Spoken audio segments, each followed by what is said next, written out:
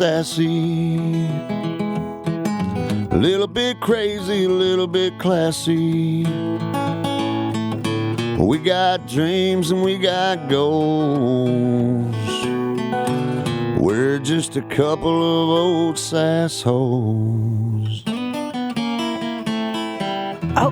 Oh my gosh. And we're on. And we're doing it again. We are. We came back. Oh my, go us for fucking showing up. Showing up and showing out. Yet again. Yet we wake again. up every day and we show the fuck up. That's what we do. And where do we show up? To our podcast. That was a good segue. This is a Couple of Sassholes podcast. I'm Brooklyn Maple. And I'm Heather Terry. And once more, if this is your first time, thank you. We are very excited to take your virginity. And here is where we talk about a whole bunch of fucked up stuff happening to people. And shit is weird and wild and sucky. Yeah. Sometimes sucky, sometimes meh. Sometimes meh. Sometimes a lot of times sucky. It feels a little meh whenever it's old. That's my Like if favorite it's noise under that like you make. the not like, I don't know. If it like happened way back in the day, it's not nearly as depressing. Yeah. To me. That's right. Yeah. I agree with that. So locked and loaded, let me tell you this random thing about that calendar that you gave me from 2022. Uh-huh. Yeah. So I had gotten Heather a true crime calendar that was obviously for the year 2023. And then someone gifted her the same calendar and she gave it to me. And I looked at it yesterday and I was like, this calendar is from 2022. Number one, Heather gave it to me in June, so 6 months through the year, even though she had it for like 4 months before that. Maybe 2.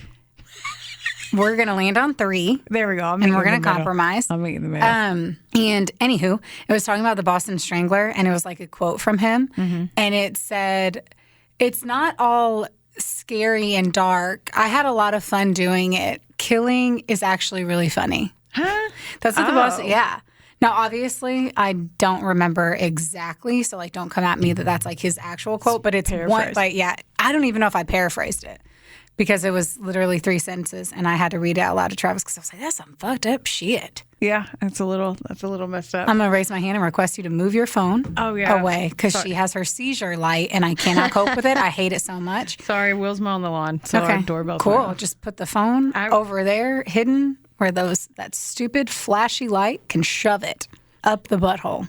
Okay. So what else is going on? Talk to me. Now I'm scared to grab my phone to look. What do you need to look at?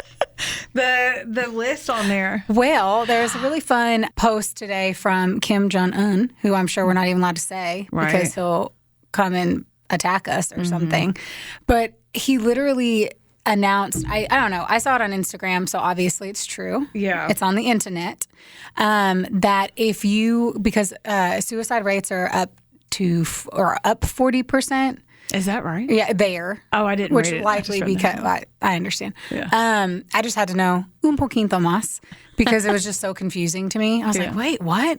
And Travis had laughed because he didn't like read it correctly. And I'm like, I guess, long story, not even long story, very short story. I guess suicide rates are up 40% in South Korea. I'm hoping I'm even saying the right country because I don't follow him because he sucks. But if you try to commit suicide and you fail, he will kill you. He will execute you. So if you try to kill yourself and are not successful with it, you will then be executed. That's so wild to Is that even not think. The most bizarre? Yeah.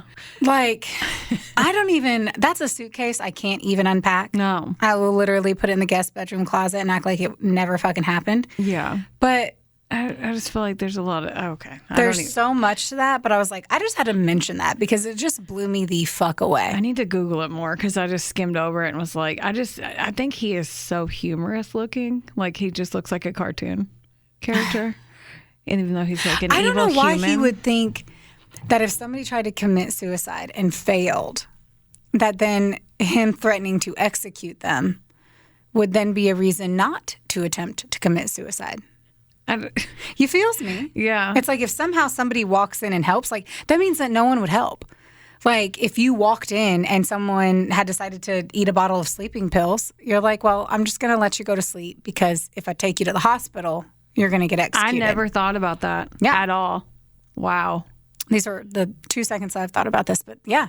Or like all the people, a sad 16-year-old who went through a hard breakup and attempts something stupid and their mom say, you know what I mean? It's like it's like you don't deserve a second chance. I don't know. Wild and stupid. Mm-hmm. I don't love the things that our government does, and sometimes the U.S. does fucking suck. But at the end of the day, at least we don't live there. I mean, could always be worse. It could always be worse. I'm just going to print a photo of him and put it in my office and be like, it could always be worse. Oh, my God. He looks like a little chubby bunny. Chubby bunnies are adorable, so he does not look like a chubby bunny. That's true. That is a game, Even though. Asian bunnies would be cute. Yeah. Someone's over there like, it's Oriental. I don't fucking know. Korean. Asian is correct.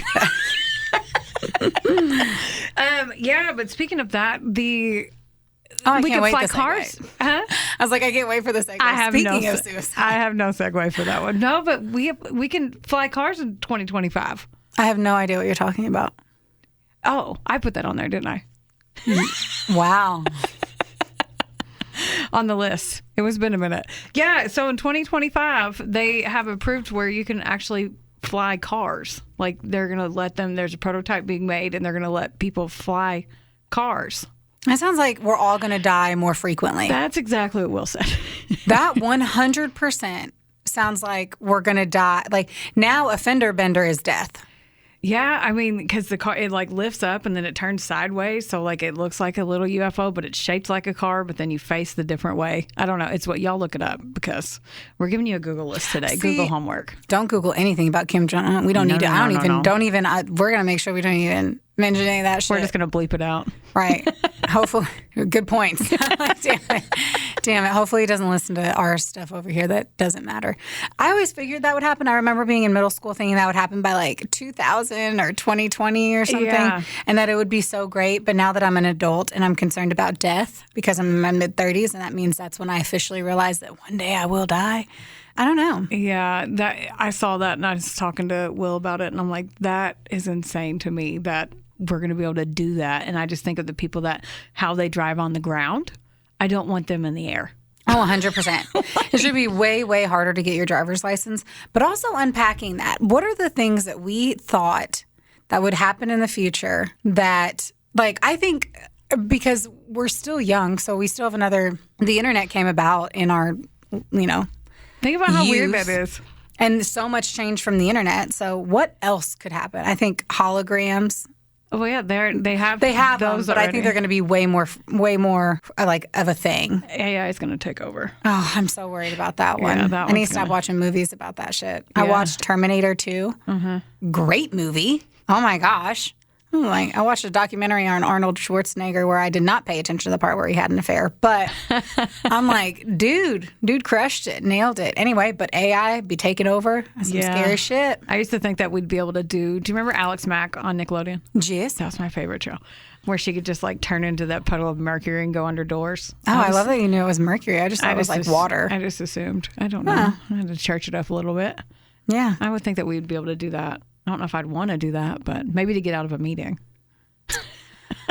Like, where'd Heather go? And you just see this puddle going under the door, and you're like, oh, there's a bitch is on her bullshit again. I know. I'm sure.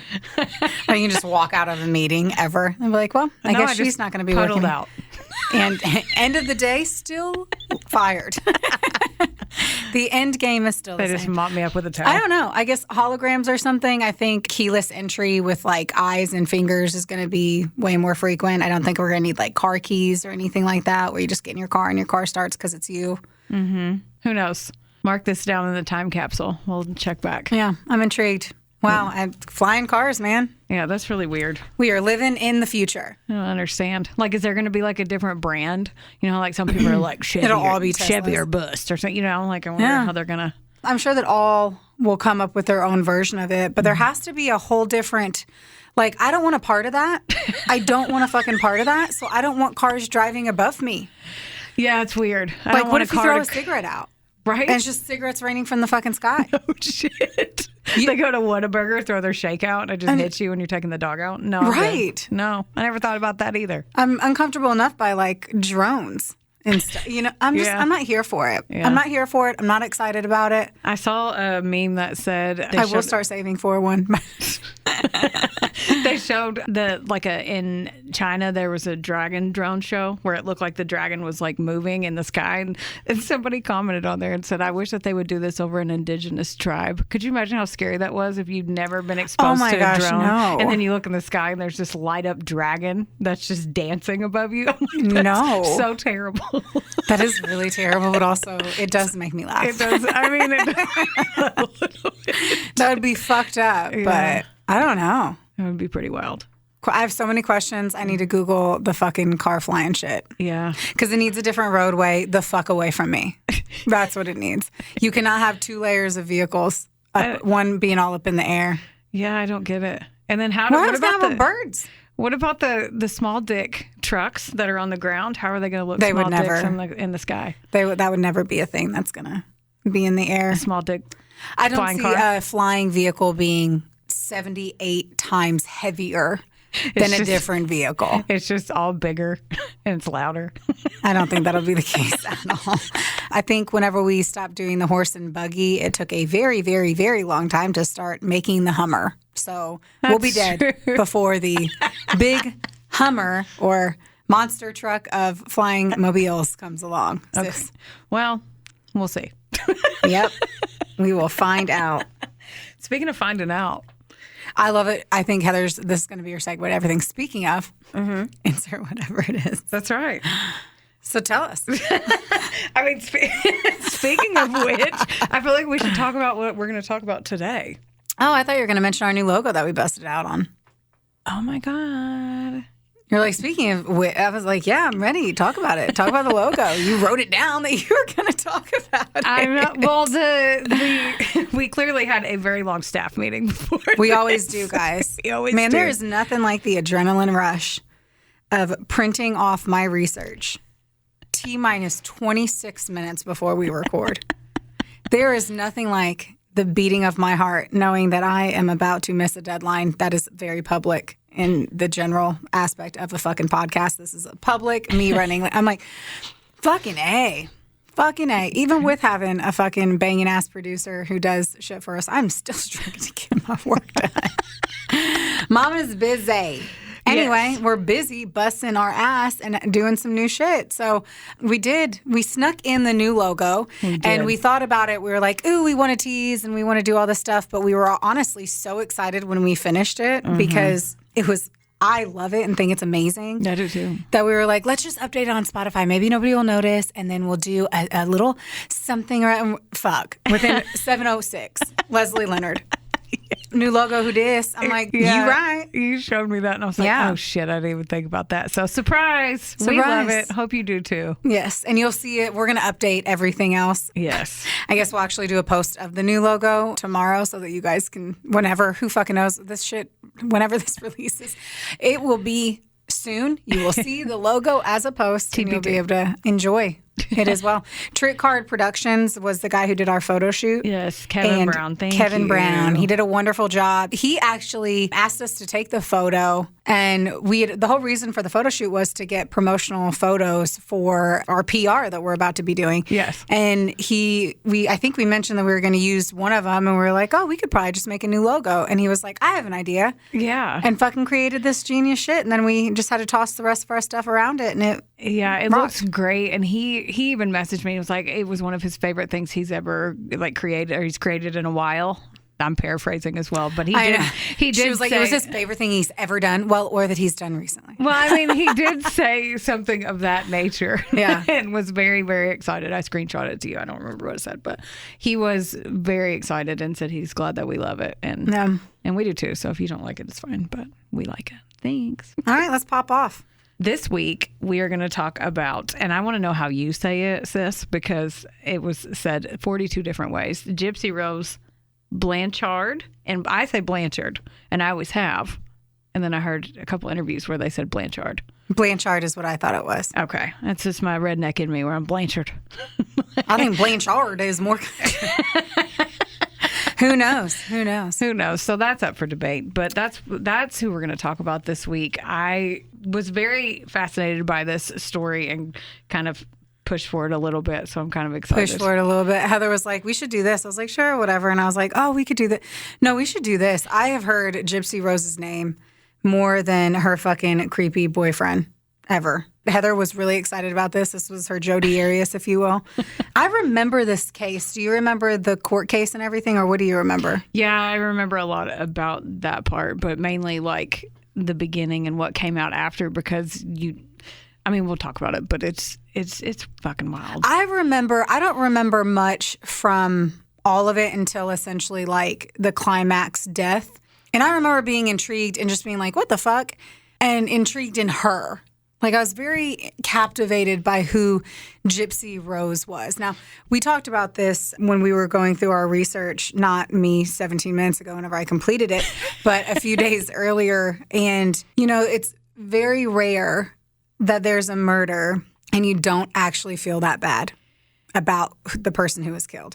And I am sorry. I'm going to preface all my shit because you guys, just so you know the layout, Heather's going to fucking talk about everything leading up to it. And then I'm going to talk about the murder and so on. So I literally couldn't even dig into the details because I tried not to. I touched base on two things and was like, did you talk about this? And you're like, yes. But long story short, this bitch sucked. Yeah, she wasn't a great human. No. To say the very least. Yeah. So how about you talk about it? You ready to rage? I am so ready. All right. My sources, I know you're going to be shocked. Wikipedia, oxygen.com. There was an HBO documentary that I watched that I highly recommend called Mommy, Dead, and Dearest. Ooh. And Crimes of Passion did a podcast episode that I listened to compare a little bit. There's also that movie, I think I told you to watch it, Run on Hulu. I was going to ask you, so it's I was going to... loosely based. Yeah. But I wonder how loosely it really fucking is. I mean, there's a lot of similarities. Yeah. You did. Yeah. It's very good. But it's loosely based. But Mommy, Dead, and Dearest is wild. And it's the first time that Gypsy Rose actually went on camera and told her quote-unquote truth that she said. So it's pretty wild to hear it coming out of her mouth. Okay, so as usual, I like to dive into why people do the things that they do, and this case is one of the ones that fascinated me from back in the day. It's actually one of the most popular, what do you call it, Munchausen by proxy, so munch by prox cases. And it's officially not a Munchausen by proxy case. Wow. I know. I'm going to go into why it's not. Oh, well, that's exciting. But I've always known it to be a munchie until today. Wow. There's a new level of the munch that is different. I'm excited to hear about that. But even people that aren't into true crime, they have probably heard of Gypsy Rose. Like, they've heard the name in their life. So, to refresh your drink, munchies, as we lovingly refer it, the Munchausens by proxy, is defined by dictionary.com as a mental condition in which a person repeatedly seeks medical attention for another person for symptoms that are falsified, exaggerated, or deliberately induced. May I dive into the addition to that since you just mentioned it? Yeah. And that's what we talked about. There's also I can't remember what the DSMV is, but they recommend distinguishing Munchausen syndrome from what is called malingering, and that is faking or inducing symptoms of illness where there is some hope of material benefit.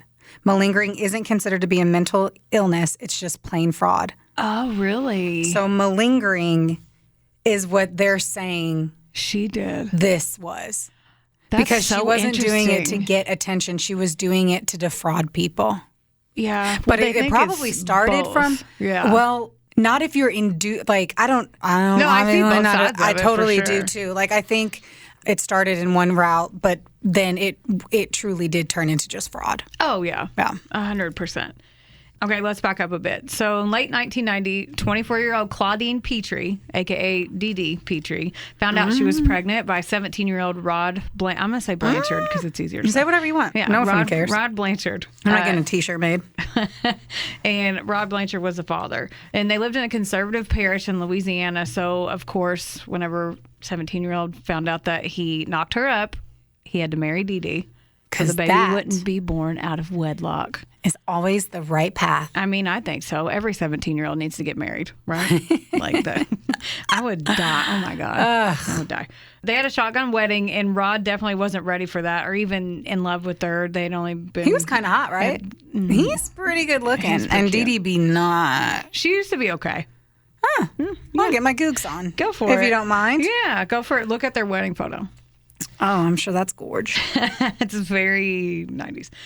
But he actually woke up. He was on the documentary. He woke up on his 18th birthday and was like, what the fuck am I doing? No. And then he filed for divorce before Gypsy was even born. Ah, shit, fuck. Yeah. He wanted to be a part of the baby's life, but he didn't see a future with Dee Dee. July 27th, 1991, Dee Dee held Gypsy Rose Blanchard in her arms for the first time. Is that it? No. Her wedding picture. She's not. I know, but that's her. Yeah. Heather's like, I know it's not her fucking wedding photo.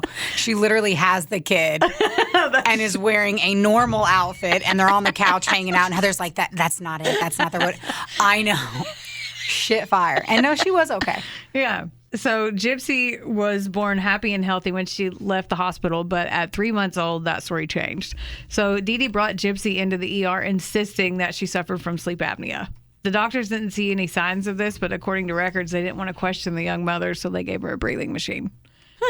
Rod, the baby daddy, he assumed that his ex-wife knew best. I mean, he's trusting her, plus he's 18 and she's older than him, so he's like, oh, she knows. So he started paying her $1,200 a month in child support to help with medical expenses. Which is a shit ton of money in the 90s for a however, 19, whatever, like 18, 19, yeah. shit fire. I know, it'd be a lot now.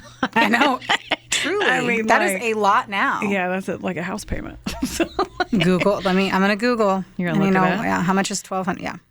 It was believed to think this visit was when the munch by prox light bulb went off in Dee Dee's mind because of all the sympathy, attention, and then she's obviously getting money too at this time. She also told Rod that his daughter had a chromosomal defect that caused asthma, muscular dystrophy, and epilepsy, and he didn't ask for any evidence, and she didn't give him any. And Why would you think to? He just believed her. No, I mean, yeah. Yeah, like, I would never think to. No, I'd be like, prove it. No, it's fine. I don't know. I'm nosy, though. I'd probably want to look at the records. Doctors have analyzed this case, and they said that she got the monetary gains for her abuse, of course. Dee Dee mainly likes the attention and the control factor. So that's another thing. Like, that's another take on it. And yeah. I'm sure it's like a mixture. Just so you know, that was close to $3,000 a month now. Shit. $27.92 from 1990. Wow. That's a lot of money. Like I said, he's 18. Like, shit. I has to have some rich parents or something. Has to. And baby daddy never asked to look at his daughter's medical records, but there's definitely a pattern from a young age. She would go to doctor a few times, and then they would start to question her and catch on, and then she would switch, of course. A few of these doctors wouldn't even treat Gypsy Rose, but none of them were suspicious enough to report them. There was one guy that interviewed, and he had written in a report that he was suspicious of her. But he said not enough. There was no harm being inflicted, which is bullshit because there was, but he didn't turn it in. I'm going to try very hard to not accidentally repeat this, but I wrote in on my portion of it that a lot of the doctors are too afraid to say anything when it comes to the munch because they're afraid that they will actually have the patient suffer at the hands of them because they didn't believe the mother. So a lot of the doctors were like, yeah, maybe, but maybe I'm wrong and this patient needs this and I am not providing the service I'm supposed to be providing because I don't believe the mom. That makes sense. I never thought about it like that. Because there's less munchies out there than what are the odds of out of 100 moms you're going to get one of these? One of those. Right. No, I get that. That makes sense. I never thought about that before. I didn't either. And I was like, meh. She had the doctors fooled for the most part, though, and they were giving her epilepsy medicine, inhalers, and several wheelchairs. Wow, wheelchairs. By the time Gypsy was 7, Dee Dee made her get wheeled around everywhere. She convinced her she was too weak to walk, even though she could. So she just made her stay in there. Dee Dee convinced everyone, including her family, that her daughter was extremely sick, and even Gypsy believed all this because, I mean, obviously, why wouldn't she? She thought she had everything, like I said before, like the muscular dystrophy, the asthma, and all that, and then now a new illness, leukemia. Gypsy wasn't allowed to speak at their doctor's appointments, and she had to take all of her medications her mom gave her because her mom was like, oh, this is going to cure you, but in reality, it was just making her sick to begin with. And I saw in the documentary that they noticed in hindsight all the videos and stuff that you watch of her mom, Dee Dee, holds Gypsy's hand. And when she starts to talk, she squeezes it. Yeah. My gosh. Like, what a fucking dickwad. To assert her dominance or whatever. So sleep aids epilepsy medications, a shit ton of pills. She was always foggy and weak and almost unconscious for a lot when she was at home. Dee Dee started shaving her head to make it look like she was going through chemo, and she'd make her wear wigs and sock caps and all that stuff. The summer after second grade, Dee Dee decided to homeschool Gypsy, and this began her overbearing control, and then she literally never left her side, ever. Around the year 2000, Dee Dee's extended family thought Gypsy was sick, but started to see how controlling her mother was, and then they started questioning her and like asking her questions, and she pushed everybody away. So she not only pushed them away, she moved 2 hours away so they could start fresh, not knowing anybody. Not very far. Yeah, but I'm like, ooh, move to Nashville. That's so dumb. 2 hours is nothing. Yeah, they moved somewhere. She moved far enough away to where they didn't know anybody. And what, her family couldn't come visit? I know. Right? They're 2 hours away. Yeah. They're so far. I know. The fuck, on a bicycle? God. I never thought about that when I was reading this. Like, stupid people, man. So she started getting the aid wherever she wanted, and she was laying on thick. So she got public housing, state money for being Gypsy's 24/7 caretaker, Medicaid for all the unnecessary doctor's appointments and medicine, and she was still getting the $1,200 a month from Rod. So every avenue that she could get, she was. She took her to the doctors in Slidell, Louisiana, where they moved so far away, and insisted that they do a biopsy to see if she had muscular dystrophy, which is apparently a very, very painful procedure. Aww. And of course, it was negative. And then she lost her shit whenever they told her that it was negative. She's like, "Oh, you don't know what you're talking about." And the doctor's like, "Yeah, we do. We went to doctor school." So geniuses, right? I know. And this is when she realized, oh shit, I need to do some other illnesses because that are harder to debunk. So a few months later, she started mysteriously begin having eye and ear issues. Dee Dee started practicing her fake diagnosis on the doctors and getting like medicine along the way for her little psycho stockpile. Did you see a picture of that?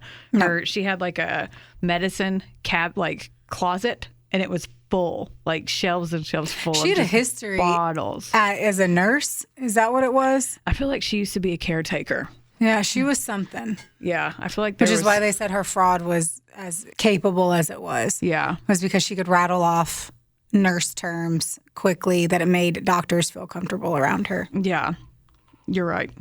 Between 2004 and 2015, Dee Dee had taken Gypsy to the hospital over 100 times in all the medical records combined. And she also had several painful and invasive procedures for no fucking reason, which is so sad. As Gypsy got into her teens, Dee Dee realized she might start asking questions about everything, and her lives were going to become more difficult.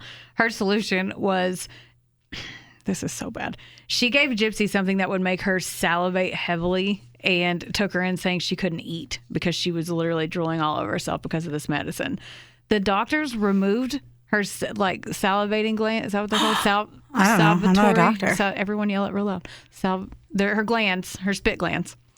And surgically removed them, and then they put a feeding tube in because she said she couldn't eat. Oh my gosh. Yeah, this made her look more sickly than anything, and it also gave Dee Dee a place to inject any medicine she wanted because she could put it right into the feeding What was tube. up with her teeth?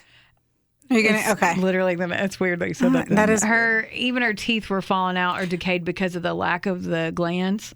Because of her Oh saliva my and all that. And all the gosh. medications, of course, on top of that were really hard on her body. So I wonder why. It's really fucking sad. Being drugged up for ailments you do not have, Exactly. as drugs already They're already harsh erode in enough. parts of you. Oh my God. Fuck Yeah. that. And the next few years were normal in Dee Dee's little fantasy world. Gypsy was too fucked up from all the medicine to fight back. Everyone outside looking in, they all thought Dee Dee was Mother of the Year. Look how nice she is. So in 2005, when Hurricane Katrina hit, their house was destroyed. So when the news crews came around to cover the damage, Dee Dee, who was 38 at the time, shoved Gypsy Rose, who was 14, in front and center in the cameras with her sock cap, telling her how she was stressed out about this because they lost everything and she has muscular dystrophy and leukemia, which she did not have. Oh my God. A few months later, Habitat for Humanity reached out to her and they decided to build them a new house, and it was pastel pink and had a wheelchair ramp. Gypsy was actually really excited about the house and the new start. She figured out she could walk and eat, but she was still too scared to because Dee Dee told her it was too dangerous. And she was just brainwashed, but she knew she could. She just didn't do it in public. Since her Hurricane Katrina fame, charities around the country started bending over backwards for them. Like Make-A-Wish sent them to Disneyland a few times.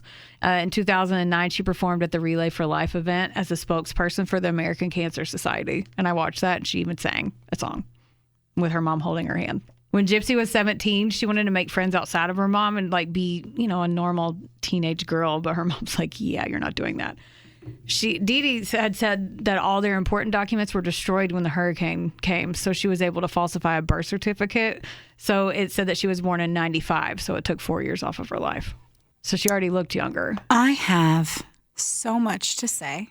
Yes. Comments. But I am going to. You're going to hold it? Hold it. It's so infuriating. It is infuriating. Neighbors and doctors thought she was 13, and then Dee Dee told everybody she had a mental handicap. So basically that she was a 7-year-old. So all the kids in the neighborhood and everything treated her differently because Dee Dee told them to. So they all treated her like she was younger than what she was. And the next few years, all this kept up with the medicine and the isolation, and she was rarely sober. She even forgot her own age at one point because she was so messed up. And she's also very confused by it. Yeah. Like she really didn't know. She didn't know it wasn't normal. And her dad called on what was supposed to be her 18th birthday, but Dee Dee grabbed the phone and was like, do not tell her, it will upset her too badly if she finds out she's 18. Her dad thought that was weird, but he had also heard from Dee Dee that she had diminished mental capacity, so he didn't want to upset her too bad.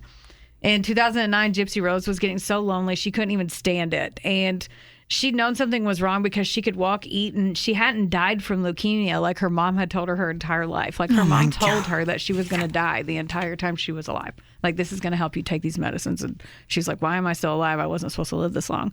She started trying to make friends, but of course people treated her like she was super young. But one girl, Aaliyah Wood-Manzi, she was 18-year-old neighbor, and she befriended her and they started chatting on Facebook.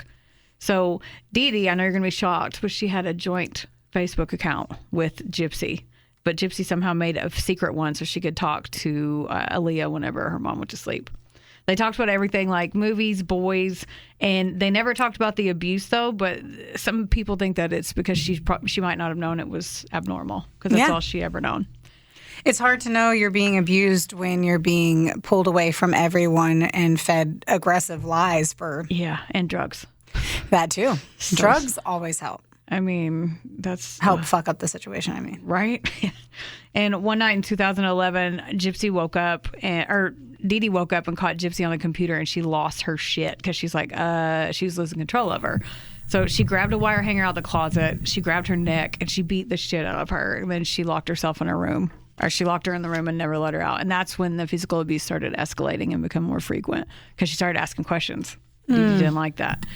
The end of that year, Gypsy decided, all right, well, I better just cave and do what she wants because if not, she's going to beat the shit out of me and I can't do it. Her life was easier whenever she complied. Sounds like it. Her escape, though, mentally would be she watched constantly watched like fantasy movies. So she was really into like Disney and sci-fi and all that stuff. So Dee Dee even agreed to, as an olive branch, to take her to a sci-fi Comic-Con that was nearby, and Gypsy was so excited. And she was more sober than normal because Dee Dee had to take her in public. But her mom made her stay in the wheelchair. At one point, though, Dee Dee left her alone and then she wheeled off. And she'd bumped into this dude that she met earlier and said, I need help. I don't have time to explain. And she needed to hide. So he took her to his hotel room. But instead of telling him everything, she decided to lean into her freedom and be like, that's the first time she'd ever been without her mom, really. And so a few hours later, her mom found him and started beating on the door, screaming that she was only 15 years old. Which, how terrifying for that guy that was just trying to help, I hope. And then the mom comes in and is like, you have a 15-year-old in your hotel room. There's so much to say. There's a lot to say. If I didn't have so much to say and didn't want this to be a 6-hour episode, there's so much to say. Yeah, there's so much to say. There is. So when they got home, Dee Dee tied her to the bed. Oh, God. She tied her to the bed with a dog leash and handcuffs and didn't feed her for 2 days. She also smashed the computer and cell phone with a hammer and said, next time it's going to be your fingers. Motherfucker. I know. In 2012, Dee Dee bought another computer, though, and Gypsy was allowed to use it under supervision. And because she's now 21, she also got a cell phone, which they think it was a way to track her, just in case she tried to bolt again. Gypsy started sneaking on the computer again, and she reached out to Aaliyah, but instead of talking about what happened to her, she was like, I want to know how to talk to boys. Doesn't she only have the mental capacity of a 14-year-old? I mean, right. She wanted to talk That's to a whole portion of it is like that she told people that her brain could not grow past being 14. Mm-hmm. And yet here she is, a 21-year-old being like, I want to fuck. Because that's really what it is. Girl got kinky. Yeah. She got some feelings. She got some needs. She did. So she told her to try online. So she made a profile on a Christian dating site and matched with 23-year-old Nicholas Godejon. And he lived at home with his parents in Wisconsin. That was about 8 hours away. How old was he? He was 23. And he lived where? In Wisconsin. In whose house? His parents' house. He was 23 living with his parents. That's a winner. They hit it off and actually fell for each other. A few months into it, they started sharing their secrets. So Nick was like, okay, well, I have Asperger's and multiple personality disorder. But the multiple personality disorder was never diagnosed. I didn't realize that Asperger's was. I thought it was autism. Yeah, well, What's Asperger's? That's a version of it, of autism. It's very high functioning autism. Oh, okay. So like very quick recall, very smart. Ah. I learned that from the show Parenthood.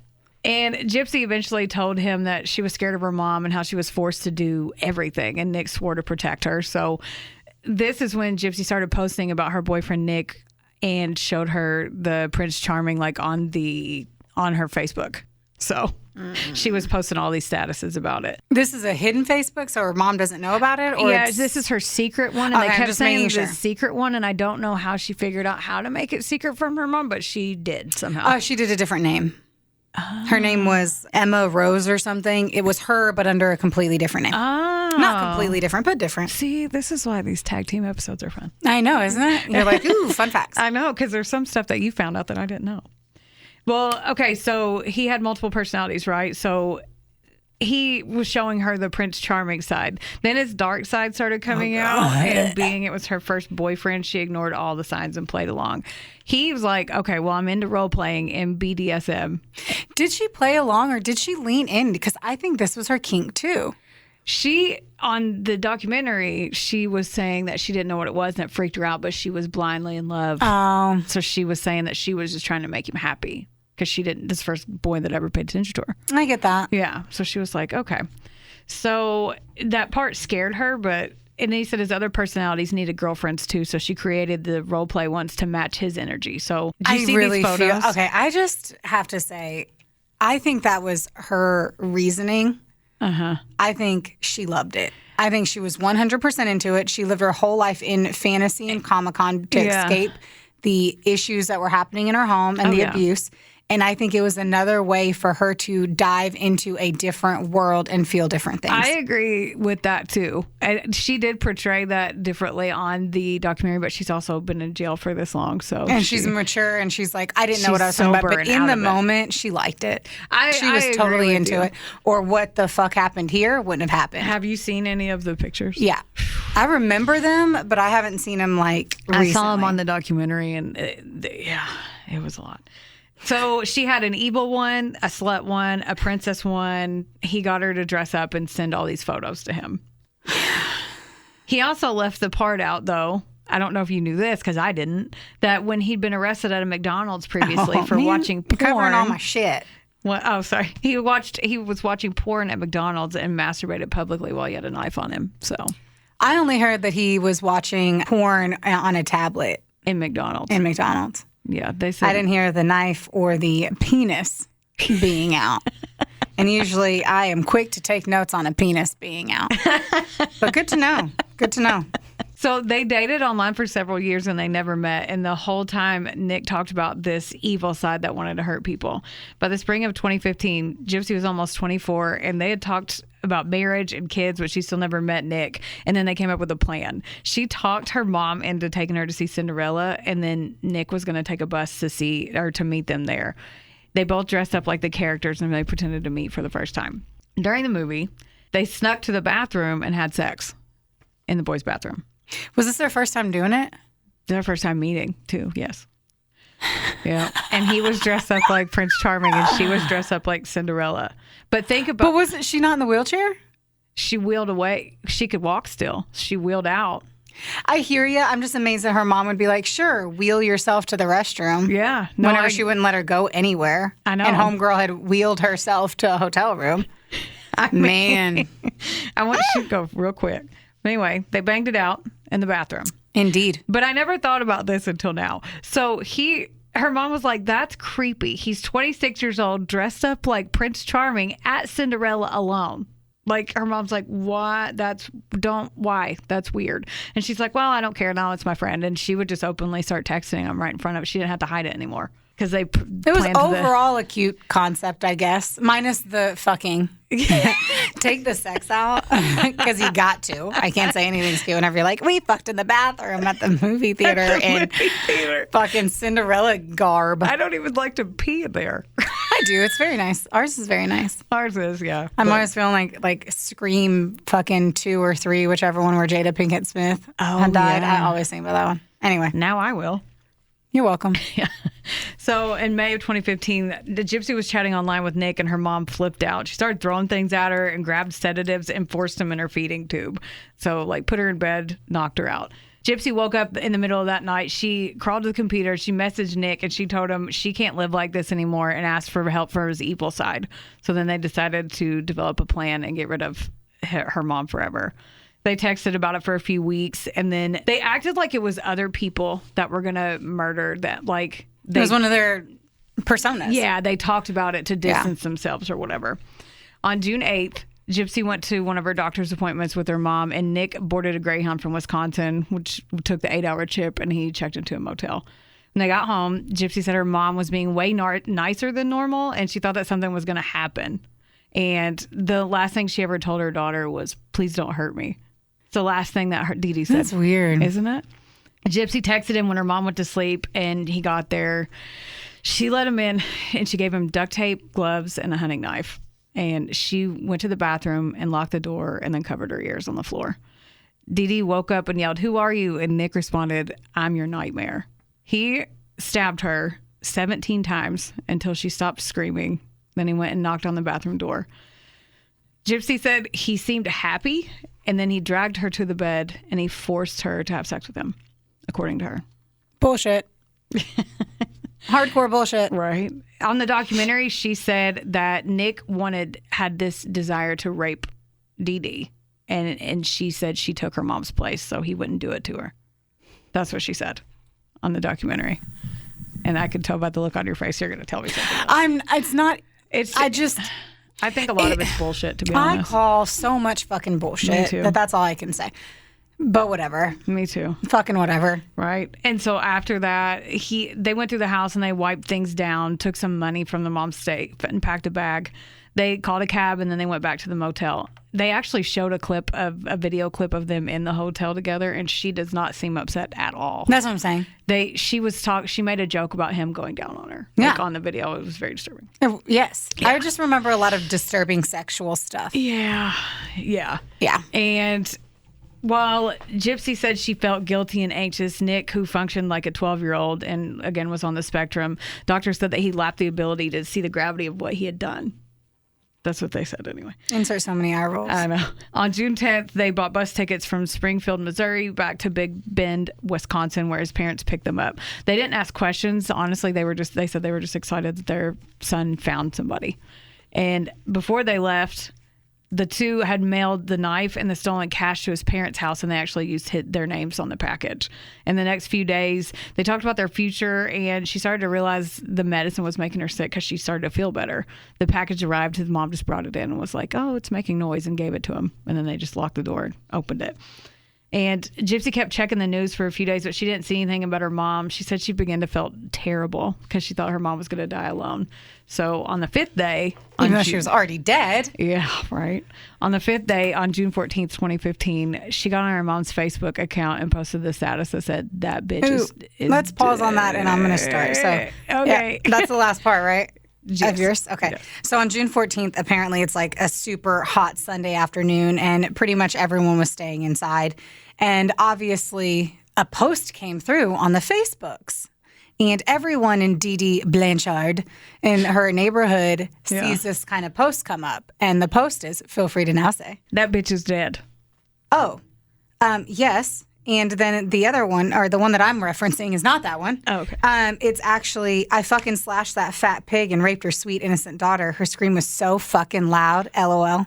That was the post. Oh, man. That first hit. And so because of it, it confused everyone in their neighborhood. They're like, obviously that has to be, that can't be right. Mostly disbelief. And then at some point, they're like, I guess her page got hacked. Like, no one really can understand it. They're like, that makes no sense. And everyone's like, okay, do we know exactly which house she lives in? Like, should we call the cops? Like, what should we do? And they debate it. And one of the neighbors, her name's Kim Blanchard, oddly enough. And she's like, yeah, we have the same last name, essentially, but we are not related. It was just Even one if of her that was friends. my cousin, I would tell everybody no.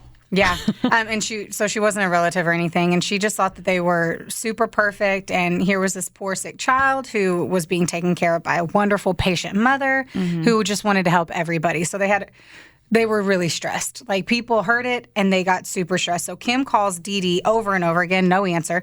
Kim's husband, David, he's like, why don't we just go over to their house and we'll make sure everything's okay?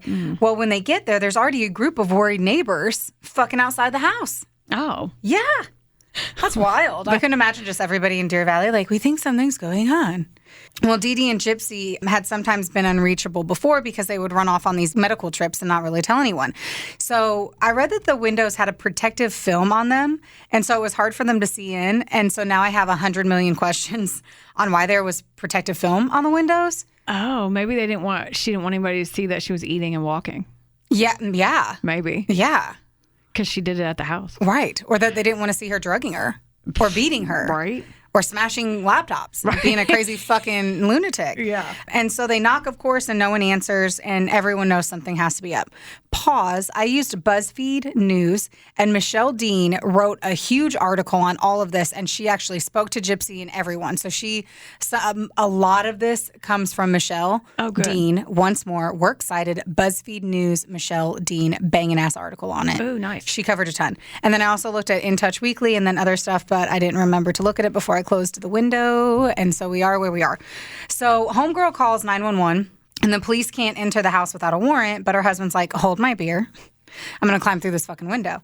So dude goes in and he doesn't see that anything's amiss. All the lights are turned off. The air conditioning was really high. There were no signs of a robbery, no struggle. All of her wheelchairs are in the house. So the entire time they're worried that Gypsy was taken as well. And like, how terrifying this must have been for Gypsy. If her mom's missing, we're really confused. Whatever. The police, here's my confusion automatically, is that he goes into the house and he never looks in the bathroom, in the bedroom. The guy doesn't? Yeah. That's weird. So does he just walk through, he just walks through the house and doesn't check, obvious places? I don't know. So the police are taking statements while they're waiting for the search warrant. And Kim's relaying information back on Facebook. Yes, they'd been in the house. Yes, the police were called. Dee Dee's online friends and acquaintances are starting to bombard her with questions. And she answers the best she can. And basically, she's like, here's the thing, guys. I know everyone is very concerned. We need to realize that whoever posted this can read everything. Oh. So they're like, fucking stop asking a million questions. I don't know what the fuck is happening. So the search warrant eventually comes through at 10:45 that night. And they find her body in the bedroom. And of course, as you mentioned, she had been stabbed 17 times and she had been dead for several days and there were no signs of Gypsy yet. Once more, her wheelchair was there, which was very confusing. Now I have even more questions because I had mentioned her husband had walked in. He didn't check the bedroom, which makes no sense to me. Mm-hmm. I understand if he didn't check a closet, but he didn't check a bedroom? Yeah, especially her bedroom. Her bedroom. And there was no smell of decay after 4 or 5 days. I understand it was cold, but it was also a hot fucking day. Yeah, it was June. I don't know. Well, in one of my things, I saw that their house was kind of messy. So maybe there was already some kind of scent. I don't know. I'm just trying to reach for straws at this point. I mean, Travis Alexander's body was in there for days and they were like, we're just messy. We thought the smell of decay was just our dirty pizza boxes. What the fuck? People are fuck, man. I hope if some shady shit happens in my life, I'm the smart one in this story. They're like, well, then Brooklyn, the smart one. You will be.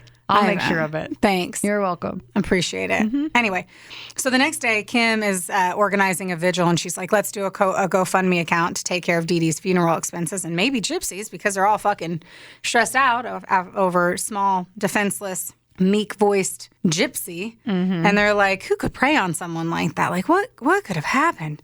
Okay, tell me this doesn't sound fake. And I say that because the police are starting to sort things out, and Aaliyah Woods-Mancy, what a fucking stupid last name. Sorry, Aaliyah. I think your last name's stupid. And that's all I can say. Woods-Mancy. It just sounds like it's a lie. So her friend that you mentioned was like, hey, let me tell you about what Gypsy told me. So as you had mentioned, Aaliyah was Amy Pinnegar's daughter, whoever the fucking cares about that, but she was 23 years old, and she worked as a medical claims investigator. So that bamboozled me. That's kind of interesting. Isn't it? I was like, what?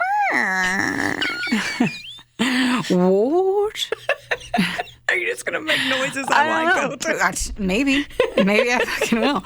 So she felt like she was a big sister to Gypsy. And so they were never alone together because her mom was constantly by her side. And Gypsy had confided in Aaliyah through her secret Facebook account under the name Emma Rose. Got it. Dun, dun, dun. That makes sense now. So she says, Gypsy, she's like, this is my personal account. My mom is still overprotective, so she don't know about this account. I'm obviously reading this as it's printed, so I'm not a fucking twat rocket. She wrote that in October of 2014. Then she confessed that she had met a man on Christian Single Site and that she was in love with him. She hadn't told her mom, and she wrote that she knew that Dee Dee wouldn't approve, that she wasn't allowed to date, though she longed to grow up and have a boyfriend like other girls her age. In the past, I told my mom something mean. I says, I wished your mom was my mom instead of my mom because Miss Amy let Aaliyah date anyone she wanted, so that hurt my mom, Gypsy wrote. The new boyfriend's name was Nicholas Godejon. I hate his last name. Feels dirty. Yeah. Godejon just, bleh. It feels like a murder. Yeah. It's like someone's telling you to go to a dirty porta potty. Like, doesn't that sound like I'm telling you to go to a dirty porta potty? It feels like a gross guy. Well, it's probably because we know he's... No. Just Godejon. I just remember that the dude's name grossed me the fuck out. And I don't know why. I can't explain, but it grosses me out. Just gives you the ick. They had been communicating for over 2 years, and he didn't care that she was in a wheelchair, obviously, and Gypsy was going to marry him, and they were both Catholic, and they had agreed on names for their children because that's casual, and that's what people do. And so she was cooking up that elaborate plan for Dee Dee to casually meet him at the movie theater. Now I'm going to pause as I try to figure out how to move my shit around, because Heather already covered some of this. It wasn't the first time that Aaliyah had gotten chastised, though, or clandestine messages from Gypsy about boys. So she knew that Gypsy had tried to meet men online before, and that in spite of what Dee Dee had said, that Gypsy's 7-year-old mind, the thoughts of romance and sex were that she was thinking about it, which means she wasn't fucking 7. No. That's not where you start getting the kinks going on, man, but whatever. I don't think many 7-year-olds are like, I wonder what bondage is like. Right, right. Look at me in this wig. So Gypsy had seemed really naive to Aaliyah. Like, she was like, I don't fucking know. And she had wrote that I'm 18, Nick is 24, and so he was 6 years old or whatever. Plus, the way that she had talked about the relationship was odd. It was like they had some kind of magnificent fairy tale that was unfolding in their life.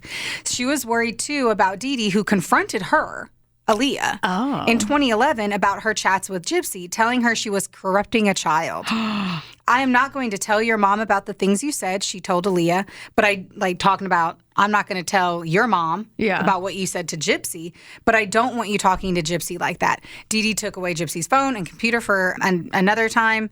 She had managed nonetheless to slip through some cracks in her mother's attention to find a way to talk to Aaliyah. The two saw each other less and less, and after the messages about Nick Godejon in the fall of 2014, Aaliyah never heard from Gypsy again. Wow. They were super close, but then they lost contact as her mom was still all up in her shit. So I guess that friendship just kind of died. Standing in front of the house a year and a half later with the crowd that had gathered, because Aaliyah had gone there too, she's like, I should probably tell the cops about what I know. And so they're like, hey, you should probably put a trace on the Facebook post, and let's start talking about the fact that the IP address on that post was registered to Nicholas Godejon in Big Bend, Wisconsin. They say that, but if he was living with his parents, It'd probably be in their name. it was probably in their name. Yeah. On June 15th, a team of officers in Waukesha County, Wisconsin, were dispatched to Godejon's house. The standoff is super brief. Nick quickly surrenders, and lucky enough, Gypsy's with him, all healthy and unharmed. Quite possibly the healthiest she has ever been. Yeah. Since she got away from her mom for a few days. Things are not always as they appear, the Springfield sheriff said at a press conference the next morning. So it turns out, in fact, that Gypsy had used a wheelchair from the moment she left her house a few days earlier, or hadn't, excuse me. She didn't need one. She could walk just fine. There's nothing wrong with her muscles. She had no medication or oxygen tank with her either. Her hair was short and spiky, but it wasn't bald because now they're realizing her head was just shaved her whole life. She was not ill. It was just done to make her appear to be ill. She was well-spoken, if not shaken from the recent events. Now, the disabled child she'd long been in the eyes of everyone else was gone. And that fucked everyone's mind up. That part is insane. Their mind. Oh, my God, I couldn't either. Seeing her at Disneyland or Disney World and all that stuff. And the part that made me sad is that she took those trips away from kids that really... Yep. And it's not her fault. Her mom right. did it to her. And her mom took that away from kids who really did pass away. Yeah. Absolutely. Yeah. She said that it was all fraud, is what she had told the police, and that her mom made her do all of it, every last bit of it. And her friend Aaliyah had basically just cried that she couldn't believe everything that happened, that it overwhelmed her too heavily. And Kim freaked out too. She was like, at that point, it really became, I don't know anything about this person. What have I been believing? How could I have been so stupid? Yeah. Of course. I'm sure people felt dumb too, and it's not their fault. Right. So it's just in any of those cases, any time that someone that you believe that you know then ends up being something 1,000% not what you believed, you feel like a fucking idiot. Like a cloak was over your eyes and somehow you were the one to make the mistake. And it's not you. Not their Some fault. people are good at manipulating and they're there to fuck with you because they're fucking psycho wingnuts. Motherfuckers. So let's hop over to Dad.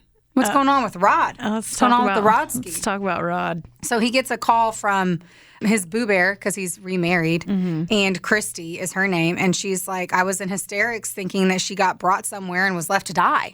Yeah. So she calls her crying, and she's like, Dee Dee's dead. And they're like, how do we take care of Gypsy if Dee Dee was the one who knew how to take care of her? Like, they're trying to figure it out. And their mind is like just spiraling whenever they're hearing everything. The first time that Rod saw his daughter walk was in a news report on Gypsy's arraignment hearing in Wisconsin. Oh. No one had told him. Oh, God. I didn't know that. Yeah. Christy had spotted the fucking video on Facebook, and Rod was so confused when he saw his baby girl walking that he literally was like, I was just so happy to see her walking. Oh. He seems like a decent guy. So he's over here like, yeah. Godspeed. And he's like, The gods have lifted my sweet paralyzed baby off the... Yeah. No, homegirl was never fucking sick. That's so fucking wild. Yeah. Christy was like, how the fuck... Like, talk to me about what was going on in Dee Dee's brain. Like, what was going through her mind that made her trigger all of this shit. I had cut it out because I kind of figured, I don't know why, I thought maybe you would have, like, covered it. But Rod's concept on all of it is he's like, I think just something happened really early on in Gypsy's life that caused Dee Dee to... They believe, like, Munchausen by proxy, one of the first symptoms is what you had said about sleep apnea, that's actually the first warning flag, if you will, of the munch. And with that, he figured that it spiraled so far out of control that she couldn't put the cat back into the bag. But really, I think that's a sweet thought for Rod to justify the fact that he had fucked a psychopath. Yeah. Like, Dee Dee obviously can't sit here and say anything, but whatever. She won't be able to tell anyone or answer any of their questions. And it's always going to be kind of Gypsy's story. And Gypsy doesn't know all of it herself. From the time that she was arrested to more recent chats that the interviewer had talked to Gypsy, she is still confused about many of the details in her life large and small. Yeah. When she was arrested, she told the police that she was 19. Yeah. And Rod and Christy were able to straighten that out by giving authorities her actual birth certificate, and she was 23. Yeah, she took 4 years off of her life. Psycho. And she didn't know. Yeah, she didn't. She even had her mom murdered and didn't even know her fucking age. Yeah. All that's wild. And then on the documentary, they talked too about her mom and her past life and like she was apparently a piece of shit her whole. I left all that out, but yeah, because this would be a 6 hour. Yeah, this is one that has so much because I don't get to talk about Godejon almost at all. Yeah, and he's a whole fucking shitstorm of fucking fuck. Because that was eloquent. But anyway, parents essentially make up your world. Yeah. And Dee Dee had made Gypsy's into one where she had cancer, that she was dying, and that she was on all of these medications that were related to it. And even as she grew older, she wasn't even sure how to question it anymore. That it was just lingering questions about exactly what the medications were. And some of them had never even been prescribed to Gypsy at all. And her attorney, for example, just assumed that she was giving her some form of a tranquilizer. The pile of bogus diagnoses, the confusing list of drugs, it all pointed to a syndrome called Munchausen by proxy. And as you had mentioned, it was originally created by a psychiatrist, a British psychiatrist named Richard Asher in 1951. And that is where, as you mentioned, that it induces physical and psychological symptoms for no obvious benefit other than attention and sympathy. Yeah. And that is the decision of what, or the definition was that it was only for attention and sympathy. Yeah. But malingering was 100% created so that they could get things for it. I've never seen a Munchausen by proxy case that went so extreme to literally defraud. And this is what it is. It was defrauding. It wasn't to get attention. She never loved all of the, like, it wasn't, I'm sure she loved the attention. I'm not saying that. No, I know. But from the jump, she was getting things for it. Mm-hmm. Unlike the other moms we'd covered. Yeah, right off the bat, she got money right off the bat. $3,000 a month in today's money. Yeah. Did you know that there are few cases where fathers do it to their children or husbands do it to their wives, and nieces have actually done it to their aunts? Really? Yeah. You never hear about those. Never. We should do that. We should. Buckle up, bitches. We're going to find some new things. Let's write that down. And the doctors, as I mentioned, they don't often detect it for months or years. And in fact, it's difficult for them to say how prevalent it actually is in like our general population, because by its very nature, it hides in plain sight. So they don't even know. There's not even a number to say how many people. Yeah, like you said, the doctors are scared to. They're afraid that patients will be suffering at their hands, assuming that a person's lying or trying to defraud them. Mm-hmm. Could you imagine having or thinking that you have these issues and they're like, no, we just think that you're lying because you like the attention. Yeah. This bitch. I wish a motherfucker would come at me and be like, my sweet baby angel isn't sick because you think I'm lying because I got the munchies. Fuck you. And that's why they don't do it. I mean, I get that. Because they're going to get sued. Yeah. The hospital's going to, everybody. Scared to get sued. Yeah. Anyway, so Dee Dee's dead and it's impossible to diagnose her with whatever version of it that she had. They also talk about the fact that she didn't leave behind a diary or some form of documentation about it. She didn't keep a binder of medical information that she had to be sorting through for the different information for different various doctors, which in most cases, if your child really did have some kind of illness like this, you would have a binder of it. Yeah. There would be proof of it. Yeah. Now, they also said, too, that she did have some medical training. And so because of that and her propensity for changing locations and no clear medical trail, it's also common. And that, well, like I mentioned, sleep apnea is actually one of the first cases or the first signs that start Munchausen by proxy issues. I don't know. They also do talk about the fact that it's not shocking for close family members to be tricked because these people tend to be highly intelligent and they are master manipulators and they excel at it and it shows, especially one like this. Obviously. Yeah. The fact that it's a tale of child abuse as long as it was and as evolved as it was, like, the public sympathy, the getting, I mean, obviously the attention is a huge factor to it, but the fraud was huge in it too. And there are a lot of people who were worried that others who are sick and disabled don't deserve that kind of generosity. Yeah. You know, it's a whole issue that created out of it.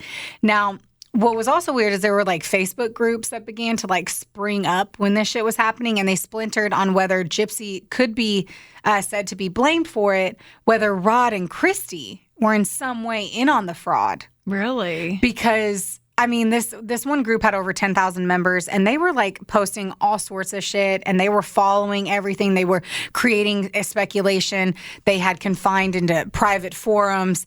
And essentially, they were then harassing Christy and Rod, assuming that they were a part of it, assuming that they were not paying Dee Dee for the child support.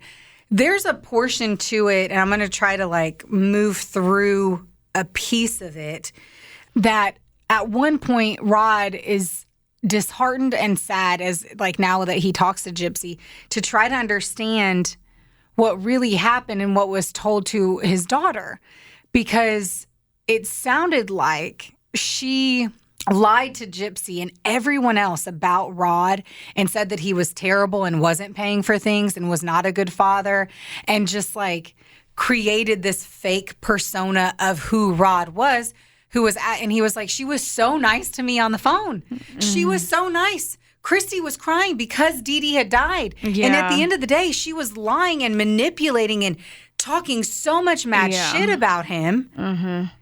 That it's like, what the fuck happened? Yeah. What the fuck happened? And whenever Gypsy had like mentioned something about that to her mom, Gypsy's mom responded, "Keep your enemies closer." What? That's fucking wild. Yeah. In every way, Dee Dee had essentially just fucked all of their lives up, like truly. Now, when Gypsy and Nick had escaped, right, and they had left and took money from the safe, that was $4,000, just so you know. But because of that, like, I think that's all the money that they had. They said that Dee Dee died and she didn't have a will, and apparently without meaningful assets other than that cash that was in the safe. So even though all that happened, she didn't have any money. I have questions. I have a lot of questions too. Yeah. Where'd all that money go? Where did all of it go? Dee Dee had to send it to the drugs? I don't know. They kind of acted like Nick said that maybe the drugs, I guess, but like when Nick got there, he was a little taken aback by, basically it was kind of like a hoarder house, but not. They insinuated that. So maybe she just bought shit. Maybe. Because she didn't have any friends.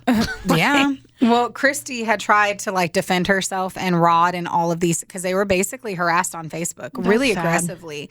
And she was like, it was hell. And so she withdrew from all of the groups and asked all of her friends and family to stop accepting new friend requests that were pouring in to people who were around it. Yeah. And basically everyone went apeshit all over it, and it created a ton of issues, and they just had to like back away from it and hope for the best. And all those groups ended up being super resilient. They like showed up to the September 2015 hearing, at like two of the people from the largest Facebook group that was harassing them, and like ran to the news and talked to the news first. Oh, that God. Even Gypsy's attorney, Michael Steinfeld, was like, he tried to run out of the courtroom after it to try to stop him from talking. Yeah. Because, of course, the media is going to be like, oh, yeah, you get on camera. Yeah. Let's hear what you have to say. Let's stir the pot. They'll take anyone's. Let's stir the pot. Anyone's.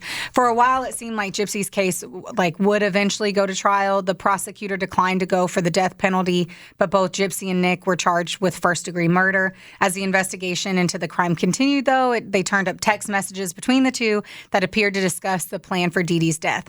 "Honey, you forget I am ruthless, and my hatred for her will force her to die," Godejon had texted Gypsy. "It's my evil side doing it. He won't mess up because he enjoys killing." The prosecutors also said they found social media evidence of Gypsy directly asking Godejon to kill her mother, though these have never been made public. The documents from pretrial discovery show him telling a friend about Gypsy's desire also to murder her mother as early as 2014. And I remember all of this and thought all of it was weird and pervy, and it made me feel dirty, and I don't even remember why. But Godejon referred to his evil side because he and Gypsy had constructed an elaborate online fantasy life, mostly through a jigsaw puzzle of Facebook accounts. Yeah. I mean, So, they had to, right? They did, but I mean, I don't know. They were into BDSM, as you had mentioned. They had specific names and roles for each other. They took pictures of themselves in costumes, Gypsy dressing up at one point as the comic book character Harley Quinn and posing with a knife. Reality and fantasy blended a lot for them, and it was really kind of confusing. And even now, it's kind of like unclear as to why Godejon had participated in this scheme and that he didn't have any history of violence, minus the lewd conduct that you had told us about from 2013 in that McDonald's. Okay. But both he and Gypsy had told the police he was the one who wielded the knife. She said, and they both said it, that she was in the other room listening or not listening.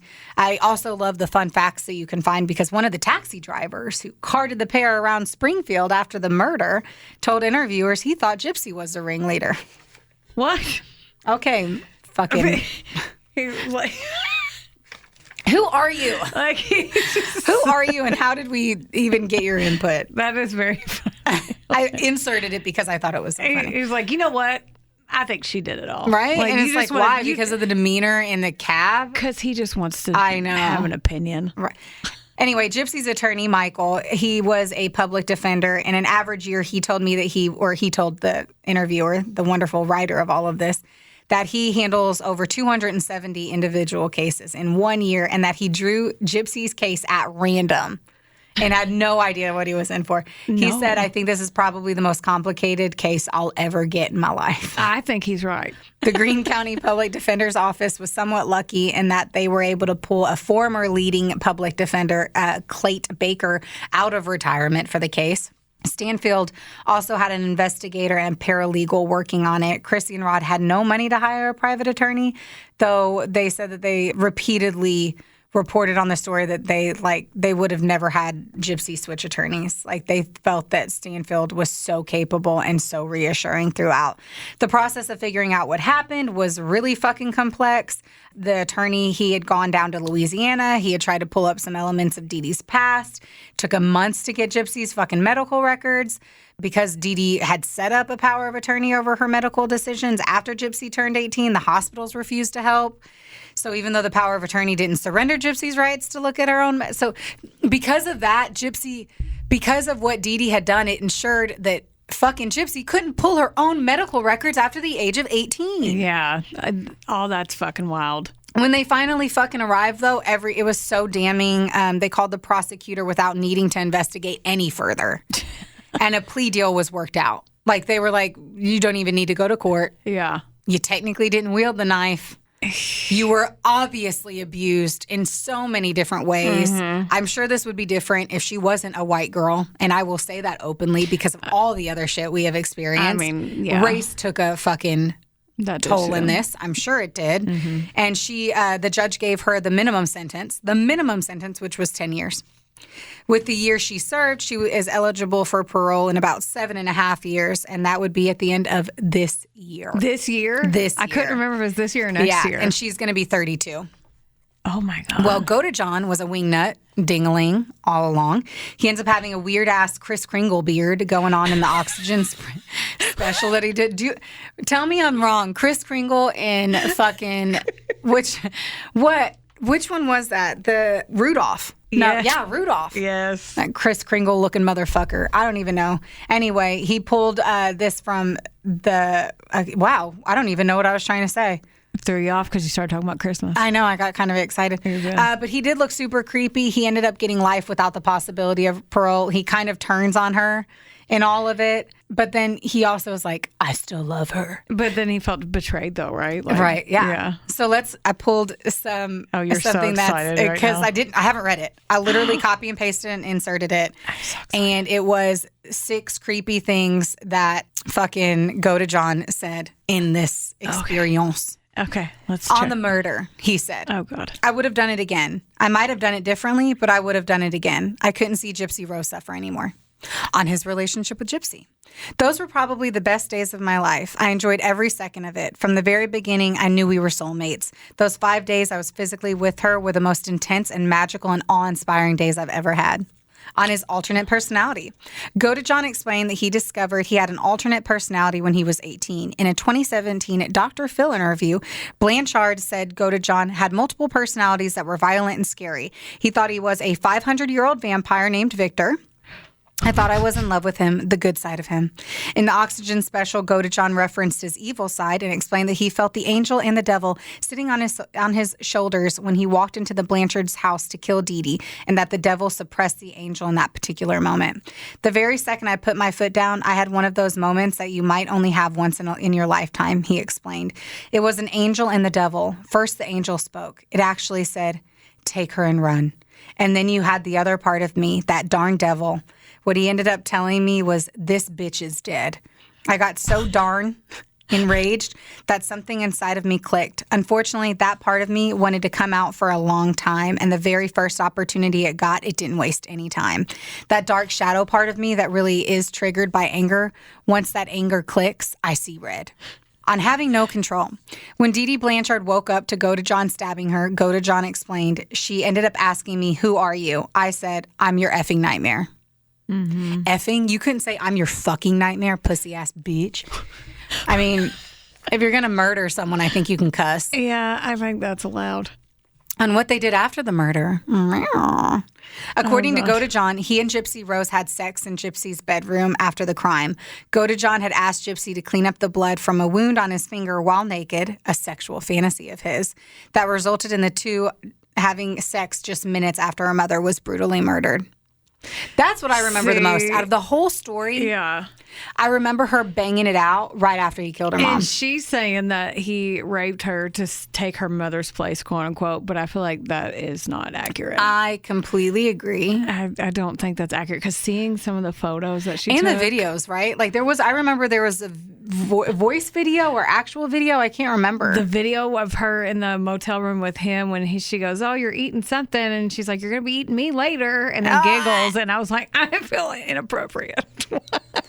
God. Yeah, you're welcome. I had to share that with you. Thank you. Mm-hmm. He remains optimistic for his appeal. Although he has no possibility for parole, Godejon said, "There is something better waiting for me. There's a better verdict waiting for me." I wasn't surprised about the verdict, he added. There was shock at first, but then I got over the shock. I mean, you kind of had to get over the shock. You can't just live in it. You don't have much choice. Right. Sir. Well, Gypsy is now an inmate being processed at the Women's Eastern Reception Diagnostic and Correctional Center in Vandalia, Missouri. Mm-hmm.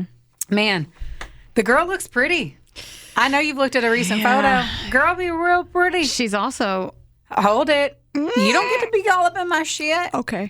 I will pause. But number one, she is looking unbelievably beautiful. Mm-hmm. She looks healthy and happy. They said that most people lose weight whenever they go to prison because the food is such shit. She gained 15 pounds, actually 14 pounds in the first year that she was there. She needed to.